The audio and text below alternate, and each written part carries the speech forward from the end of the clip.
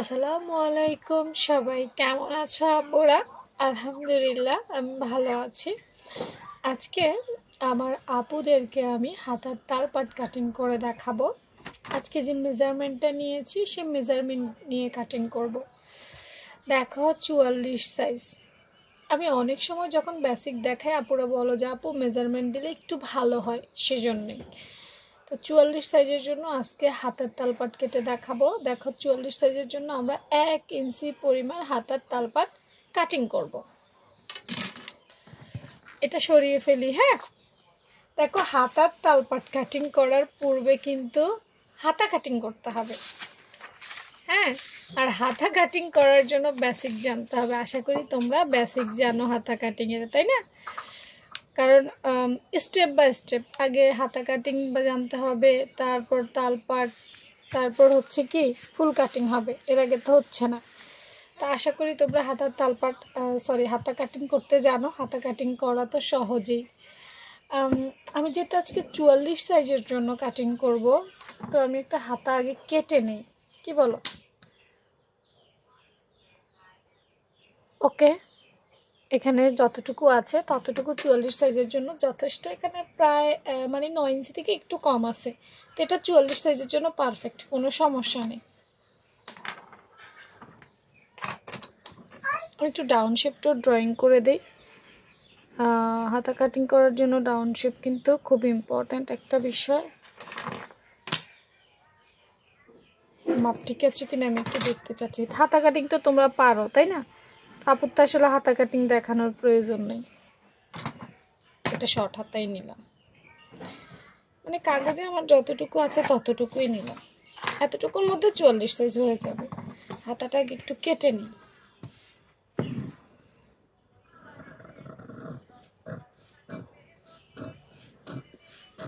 আমি কিন্তু এর আগে অনেকগুলো হাতা কাটিং করে দেখিয়েছি আমার পেজে। যারা দেখো নাই তারা কিন্তু খুঁজে দেখে নিতে পারো, হ্যাঁ, হাতার বেসিক যদি শিখতে চাও। যেহেতু আপু আজকে হাতার বেসিক দেখাবো না, শুধু তালপাট দেখাবো। ওকে, দেখো 44 সাইজের জন্য এটা হচ্ছে আমাদের হাতার একটা পারফেক্ট শেপ। তো আমি এখানে কি করেছি, আজকে বলেছি শুধু কি দেখাবো, তালপাট দেখাবো। তালপাট হচ্ছে 1 ইঞ্চি। এটা বের করার জন্য আমাদেরকে যেটা করতে হবে, এই যে দুটো সাইড আছে এটার মাঝখান খুঁজে বের করতে হবে। বুঝতে পেরেছো? মানে এই কর্নার থেকে শুরু করে এই কর্নারের মাঝখান খুঁজে বের করতে হবে সেলাইয়ের কাপড় সহকারে। তো আমার এই কর্নার থেকে এই কর্নার একদম 9.5 ইঞ্চি আছে। কত আছে? 9.5 ইঞ্চি আছে।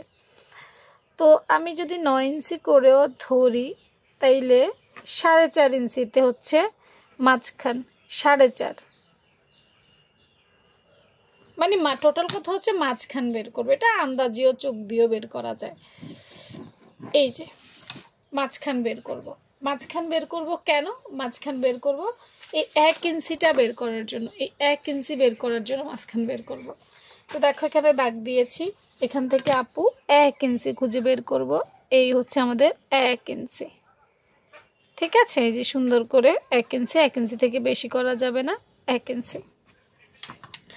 এখন তালপাট আমরা জামার ক্ষেত্রে কি কি শিখেছি, কিছু রুলস আছে তালপাটের।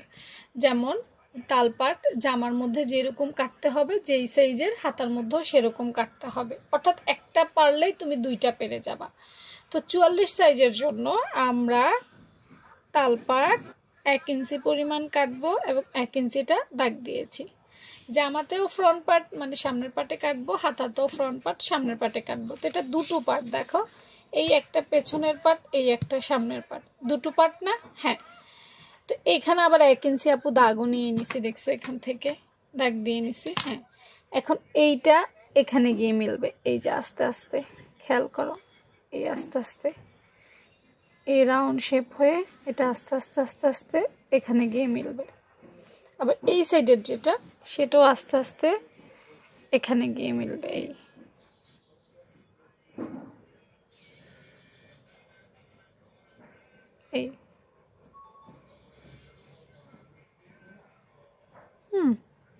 এটা পুরোটাই প্র্যাকটিসের বিষয়, এটা তো আসলে কোনো রুলস নাই, আমি একদম রুলস দিতে পারবো না। আমি বুঝতে ঠিক আমি যেভাবে করছি দেখো, রাউন্ড শেপে বা বাঁকা শেপে, অর্থাৎ তোমাকে এটাকে একটা শেপ দিতে হবে, মিডল ঠিক রেখে এদিকে এবং এদিকে যেভাবে মিলে সেভাবেই শেপটা দিতে হবে, ঠিক আছে। এবং আমি এখন একটা কাটিং করব।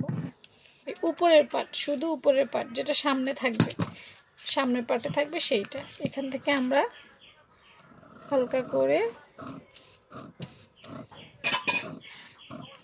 একটু উপরে নিচে হলে খুব একটা প্রবলেম হবে না, তবে শেপটা যেন ঠিক থাকে সেদিকে খেয়াল রাখতে হবে।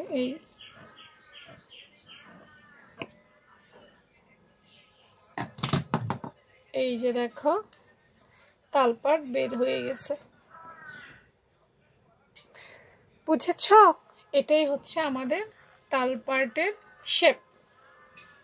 আশা করি এখন দেখো, যাওয়ার আগে আরেকটু বলি, এই শেপটা হয়তো 19 বা 20 হবে, মানে আরেকবার কাটলে হয়তো আবার আরেকটু রকম হতে পারে, একটু কমও হতে পারে, একটু বেশি হতে পারে, এই দিকে হয়তো একটু ডিপও হতে পারে, এদিকে একটু খাড়া হতে পারে, ওইটা কোনো সমস্যা না, কারণ প্রতিবার কাটলেই এক এক রকম শেপ বের হবে।